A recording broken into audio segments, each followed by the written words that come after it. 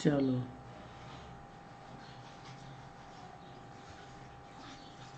Share the screen और ये लो, ठीक है, स्क्रीन शो हो गई कंप्लीट। अब देखो, कल मैंने आपको एक सवाल करवाया था, बीच में एक और क्वेश्चन है आ गया, मुझे नज़र में आ गया, वो मैं करा देता हूँ उसको। आपके बीच में एक न्यूमेरिकल सा आया था, छोटा मोटा सा एक सवाल आया था, है ना। और सवाल ये था दैट, सवाल लिखना,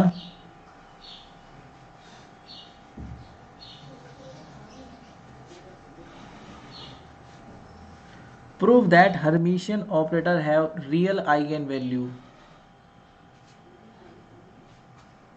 ये आपके सवाल एग्जाम में आया था, prove that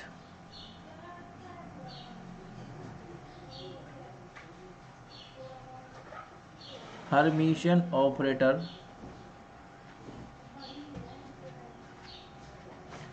have real eigen value always. मतलब हमेशा रियल आइगन वैल्यू ही कंटेन करता है, ये कभी भी इमेजनरी आइगन वैल्यू कंटेन नहीं करता है, ठीक है ना। तो सोल्व करते हैं, मतलब रियल इमेजनरी में अंतर केवल आयोटा का होता है। आपको पता है जो रियल वैल्यूज होती है ना, उनका अगर आप स्टार भी लेते हो ना, मतलब कॉम्प्लेक्स कॉन्जुगेट, तो वापस वही की वही क्वांटिटी मिल जाती है। जैसे मान लो x है, तो इसका स्टार लो तो x मिल जाएगा। बट जो इमेजनरी होती है ना, उनका स्टार लेने पर वापस से वही की वही नहीं मिलती है। जैसे इसका आप स्टार लोगे तो फिर ये -x की फॉर्म में आपको मिलेगा, मतलब माइनस आयोटा x, वापस वही का वही नहीं मिलेगा। तो रियल क्वांटिटी की पहचान ये होती है कि उनका स्टार लेने पर वापस वही की वही मिल जाती है। तो ऐसा ही कुछ हर्मिशियन के साथ होता है। तो अगर मान लो तुमसे बोल दें कि हर्मिशियन ऑपरेटर जो होता है वो रियल आइगन वैल्यू कंटेन करता है, तो कैसे प्रूफ करेंगे। Suppose if A cap is Hermitian, मान लो ए कैप हर्मिशियन है, ए कैप इज हर्मिशियन ऑपरेटर, तो इसका मतलब ये हो जाएगा कि हम लोग जब ए कैप का डेगर लेंगे तो वो ए कैप की फॉर्म में आपको मिल जाएगा। यही बात है ना, ए कैप का डेगर लेने पर ए कैप मिल जाएगा, बिकॉज ये हर्मिशियन की पहचान है। सपोज मतलब let A cap contain the eigenvalue a, contain the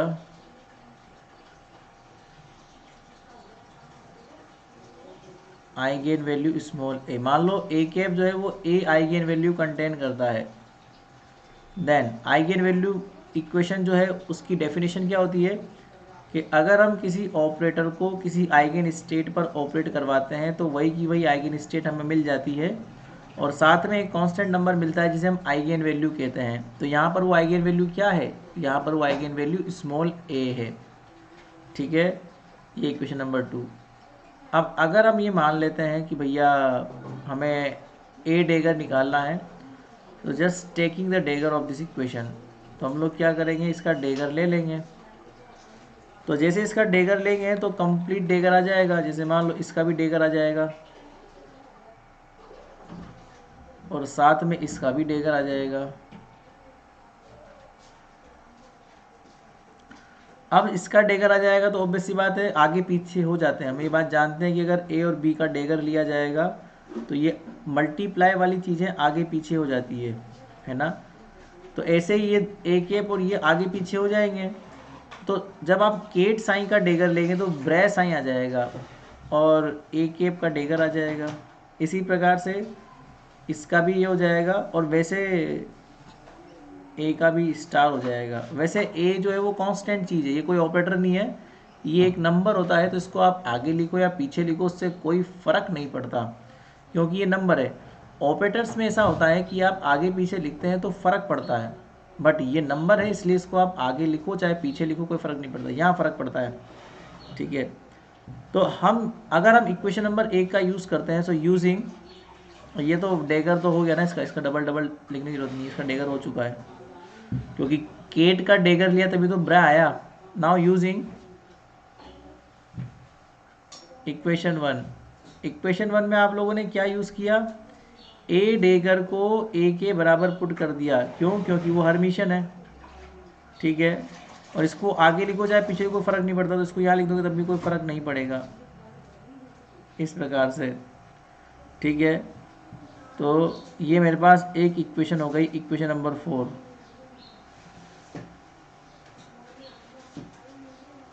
equation number 4। अब मैं आगे क्या करता हूँ, थोड़ा इसको सही करने के लिए मैं केट साइन को राइट साइड से ऑपरेट करवा देता हूँ, है ना। सो ऑपरेट,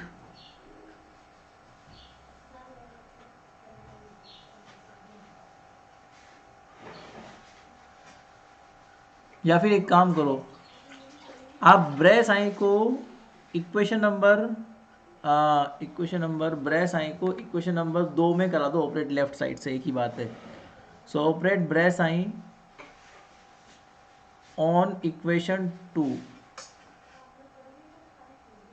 फ्रॉम लेफ्ट साइड, एक ही बात है। तो ये इक्वेशन नंबर 2 है, यहाँ से हम लेफ्ट से ऑपरेट करवाएंगे ब्रे साइन को, तो ये हो जाएगा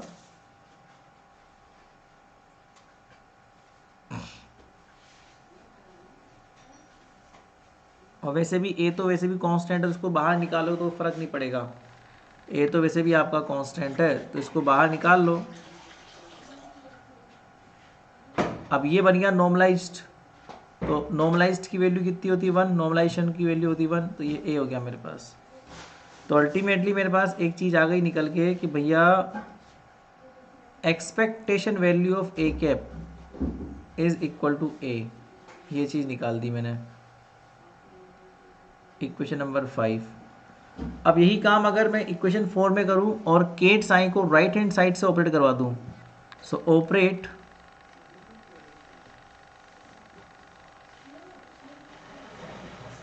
cat psi on equation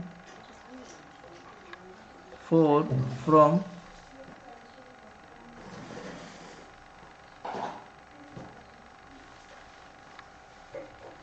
right side, तो कितना हो जाएगा मेरे पास,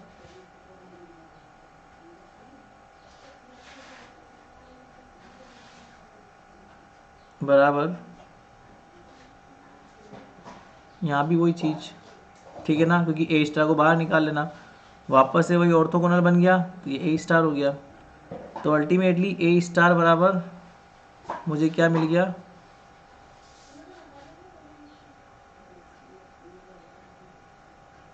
ये मिल गया इक्वेशन नंबर 6, हो गया काम। तो 5 और 6 से आप कंपेयर कर लो, so compare 5 and 6, compare 5 and 6, तो एक चीज़ निकल के आ जाएगी कि भैया ए स्टार जो होता है ना वो ए के बराबर होता है। तो यहाँ से प्रूफ होता है कि आइगन वैल्यू चाहे स्टार में आए चाहे बिना स्टार के आए, उसकी वैल्यू सेम होती है। इसका मतलब आइगन वैल्यू ऑलवेज रियल। तो आइगन वैल्यू जो होती है वो क्या होती है, ऑलवेज रियल होती है। So eigenvalues always real, लिख लो, eigen values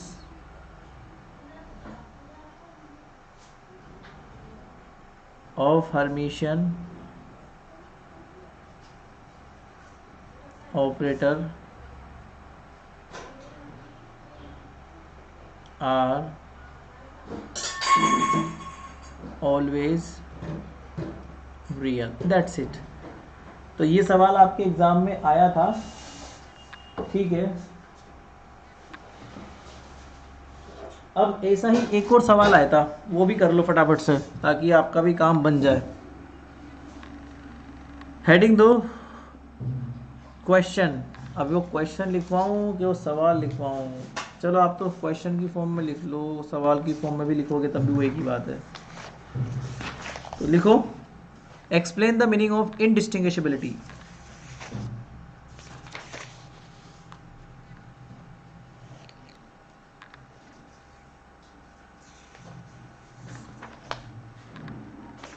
explain the meaning of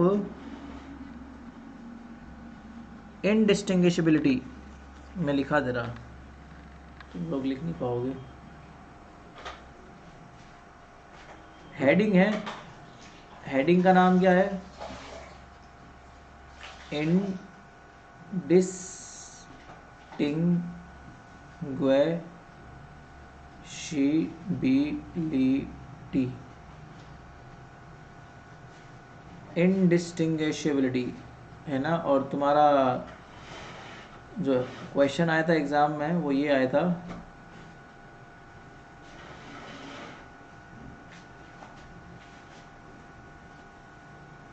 explain the meaning of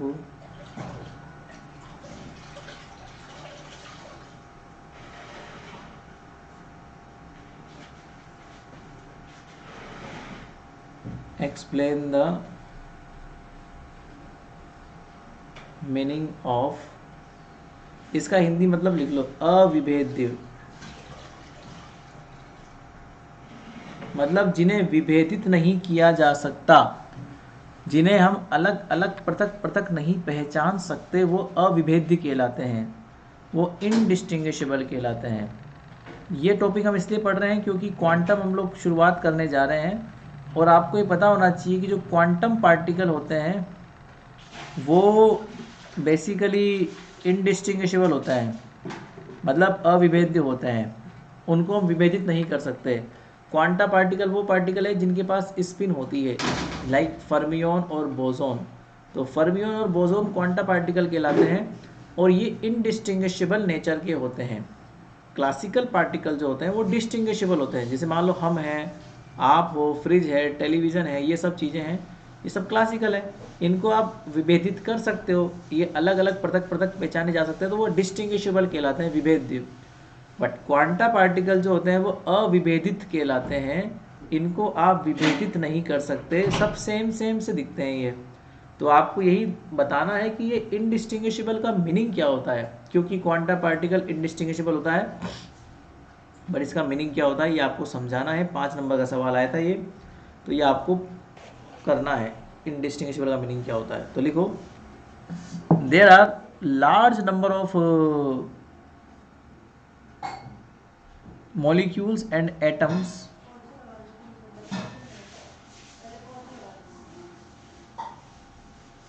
और वैसे उससे पहले लिख लो, नेचर के अंदर ना बहुत सारी बॉडीज होती हैं, पहली बात तो ये। So there are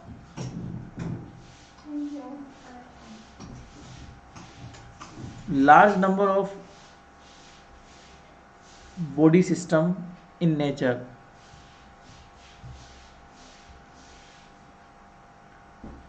large number of body system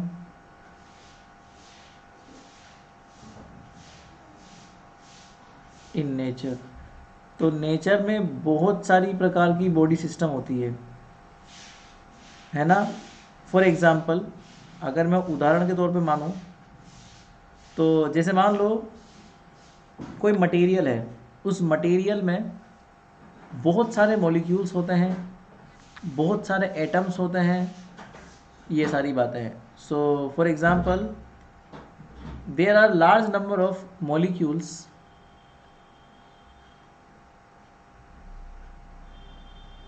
there are large number of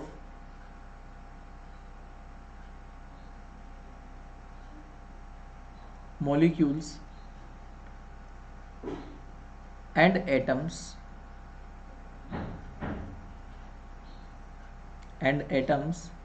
in material।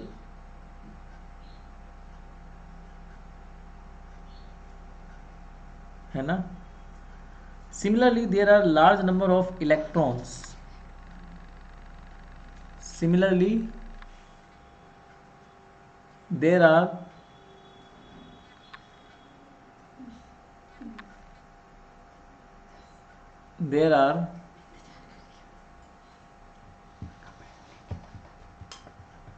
Similarly,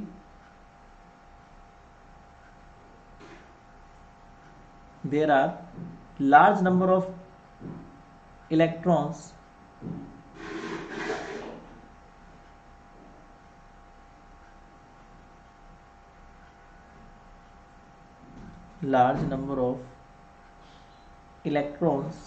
in atom. ये भी आप लोगों ने देखा होगा, एक एटम में बहुत इलेक्ट्रॉन होता है.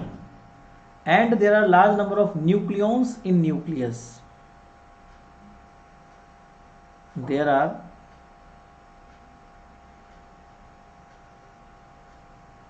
large number of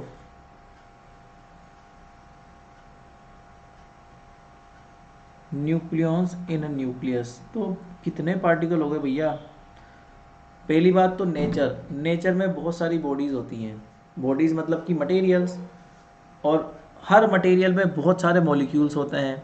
एक मॉलिक्यूल में बहुत सारे एटम्स होते हैं, एक एटम में बहुत सारे इलेक्ट्रॉन होते हैं, और एक न्यूक्लियस होता है, और एक न्यूक्लियस में बहुत सारे न्यूक्लियॉन्स होते हैं. तो ये सिस्टम बन गया हमारे पास पूरा. So we can not distinguish nucleon. पर इस तरह से इतने सारे आपके पास में अगर न्यूक्लियन हो जाएंगे दुनिया में, तो आप उनको अलग अलग कैसे कर पाओगे? उनके अंदर विभेद नहीं कर पाओगे आप. So we can not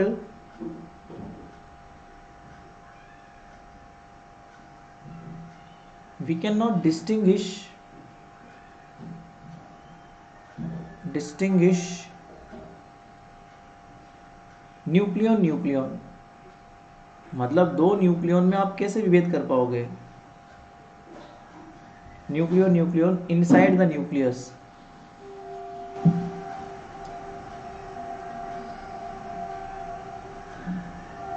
inside the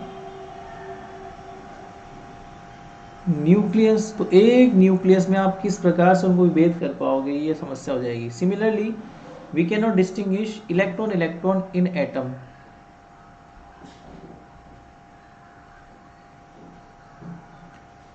Similarly, we cannot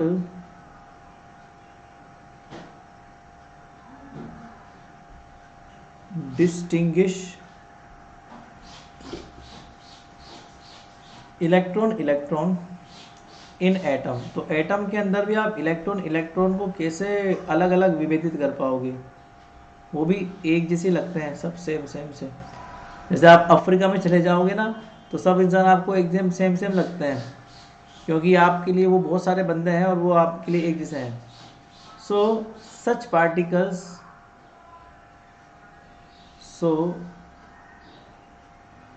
particles whose cannot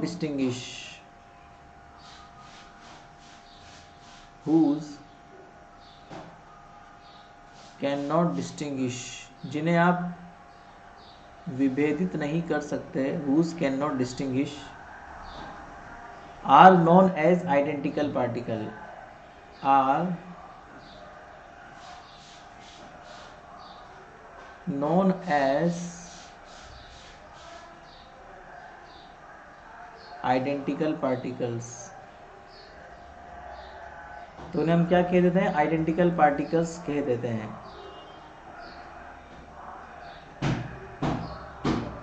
identical particles हम उन्हें कह देते हैं, ठीक है ना.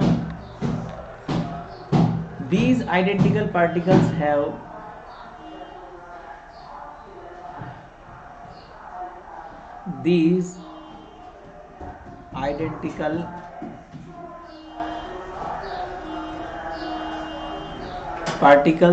ये जो आइडेंटिकल पार्टिकल्स हैं, same intrinsic properties, same intrinsic properties. इनकी सारी प्रॉपर्टीज सेम होती है. इंट्रिंसिक कौन कौन सी प्रॉपर्टीज सेम होती है? लाइक मास, मतलब मास इनका सेम होता है लगभग. एनर्जी इनकी सबकी सेम होती है, पार्टिकल्स की नहीं, एनर्जी अलग अलग होती है यार. एनर्जी को सेम मत लिखो. मास सेम होता है, चार्जेस सेम होते हैं. एनर्जी नहीं, चार्जेस सेम होते हैं ना. तो इनके चार्जेस जो हैं वो सेम होते हैं। एंड स्पिन सेम होती है ना। दिस इंडिस्टिंग्विशेबल प्रॉपर्टी, इस प्रकार से इनके अविभेदित करने का जो गुणधर्म है, जिस गुणधर्म से आप अविभेदित इनको बोल रहे हो, वो गुणधर्म इंडिस्टिंग्विशेबल प्रॉपर्टी कहलाती है। The property which shows in this type of particle in which we cannot distinguish between the particles called the indistinguishable property, है ना। तो ये चीज है this indistinguishable property, this indistinguishable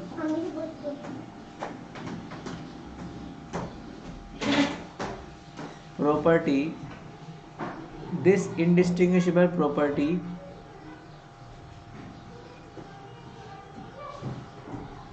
of identical particles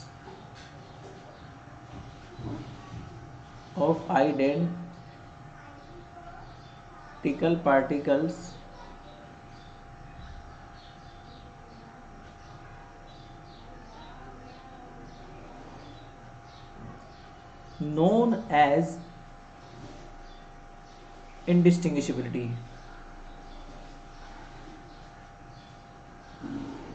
known as indistinguishability। इस property को हम लोग क्या बोलते हैं? इंडिस्टिंग्विशेबिलिटी, मतलब अविभेद्य गुणधर्म, हिंदी में बोलते हैं अविभेद्य गुणधर्म, इसको बोलते हैं। अब जैसे मान लो हमारे पास कोई एग्जांपल लेता हूँ, मैं फिजिकल एग्जांपल लेता हूँ समझाने के लिए आपको। तो एक फिजिकल एग्जांपल के तौर पे आप इसको समझना, जैसे इन एक्सपेरिमेंट, कोई एक्सपेरिमेंट है, इन एक्सपेरिमेंट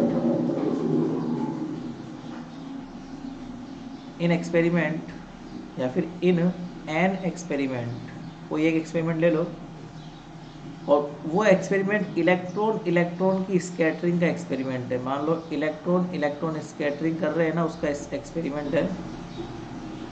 तो उस एक्सपेरिमेंट में आप देखो कि इलेक्ट्रॉन और इलेक्ट्रॉन जब टकराएंगे तो इलेक्ट्रॉन और इलेक्ट्रॉन बन गया, तो समझ में नहीं आया कौन सा इलेक्ट्रॉन कहाँ टकराया, तो समझ में ही नहीं आया हमें कि कौन सा इलेक्ट्रॉन कहाँ टकराया। तो ये इलेक्ट्रॉन क्यों समझ में नहीं आए? क्योंकि इनडिस्टिंग्विशेबल थे, और इस प्रकार से इनडिस्टिंग्विशेबिलिटी प्रॉपर्टी फॉलो होती है, इसलिए रिएक्शन पॉसिबल होती है। और इस रिएक्शन में हम लोग पहचान नहीं पाए कौन सा इलेक्ट्रॉन पहला था, कौन किससे आके टकराया। So we can not distinguish, हम नहीं पहचान पाएंगे, we can not distinguish which electron is one and which is two, which electron is one, मतलब पहला इलेक्ट्रॉन दूसरे से आके टकराया, बट ये तो समझ में आया कि पहला इलेक्ट्रॉन है कौन सा, दूसरा इलेक्ट्रॉन है कौन सा। Which electron is one and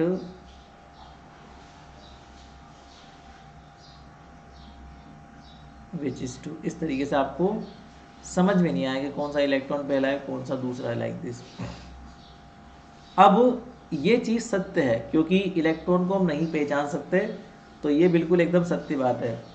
but अगर कोई बंदा ऐसे बोलता है कि नहीं मैं तो इलेक्ट्रॉन को पहचान सकता हूँ, मैंने इस पहले इलेक्ट्रॉन को इस दूसरे इलेक्ट्रॉन से टकराया है, तो दूसरा इलेक्ट्रॉन चला गया, पहला इलेक्ट्रॉन चला गया, तो बेटा वो गलत बोल रहा है, क्योंकि ये इम्पॉसिबल बात है कि आप दो इलेक्ट्रॉनों को पहचान पाओ, क्योंकि वो दो इलेक्ट्रॉन इनडिस्टिंग्विशेबल होते हैं, क्योंकि उनके पास स्पिन होती है और वो स्पिन पार्टिकल है, इसलिए।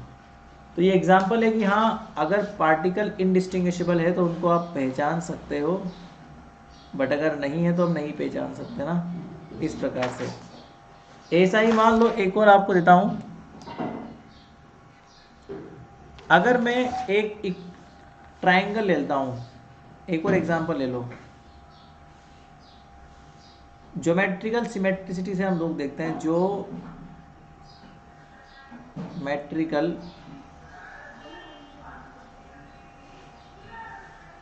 सिमेट्री ले लो, तो ये ट्रायंगल ले लो, इक्विलैटरल ट्रायंगल है, इसकी सभी साइड्स ए है। अब आपने इसको घुमा दिया, मान लो रोटेट कर दिया, तो आपको समझ में ही नहीं आया कि कौन सी एक्सिस कौन सी थी, वापस से वही का वही आपको मिल गया आफ्टर रोटेशन। ये आपने रोटेशन दिया, रोटेशन देने के बाद वापस से आपको वैसी की वैसी शेप मिल गई। क्यों? क्योंकि यहाँ पर आपको सिमेट्रिसिटी मिल रही थी। तो ये डिस्टिंग्विशेबल नहीं हुआ, आप डिस्टिंग्विश नहीं कर पाए, इसलिए ये इनडिस्टिंग्विशेबल प्रॉपर्टी हो गई। So if we rotate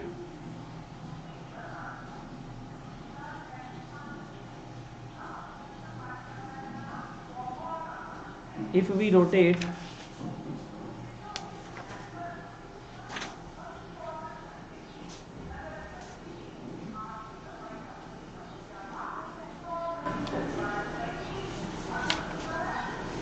if we rotate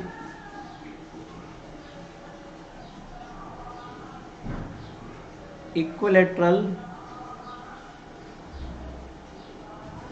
triangle, मान लो रोटेट किया आपने और बाय किस एंगल से किया, 120 डिग्री से किया, 240 से कर दिया या फिर 360 से कर दिया, तो कितना भी रोटेट कर दो आप वैसा का वैसा ही आपको शेप मिल जाएगा। देन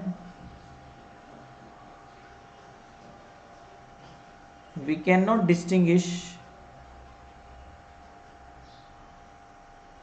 हम डिस्टिंग्विश नहीं कर पाएंगे बिटवीन देम, तो ये इनडिस्टिंग्विशेबल प्रॉपर्टी कहलाती है। ठीक है ना। इसी प्रकार से आप इधर देख लो, अगर स्क्वायर आपने ले लिया, सब सेम शेप है, इसका भी ए है, इसका भी ए है, इसका भी ए है, इसको आप रोटेट करो 90 पर कर दो, 180 पर कर दो, 270 पर कर दो या 360 पर कर दो, रोटेशन देने पे आपको पहचानने में आएगा ही नहीं। सेम वही लाइन लिख लो, if we rotate a square by an angle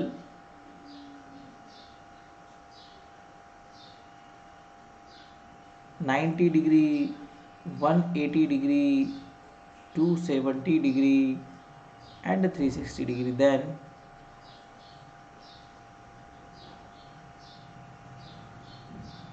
we cannot distinguish